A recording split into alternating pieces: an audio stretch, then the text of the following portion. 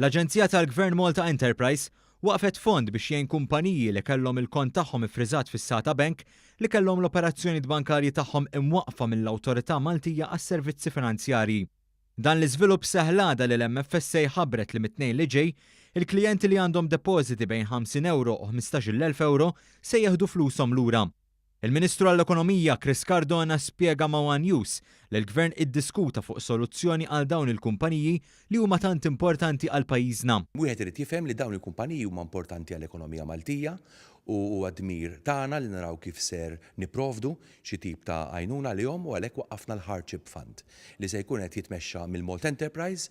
Dan il-fond ser ikun qed jipprovdi self transitorju, jiġifieri bridge loan, apposta bħala għajnuna lil kumpanija affettwati, ser jaħdem billi jgħaddi ħlasijiet biex ikopru salarji tal-ħaddiema u hemm spejjeż oħra wkoll ta' operat li jistgħu jiġu konsidrati b'mod individwali.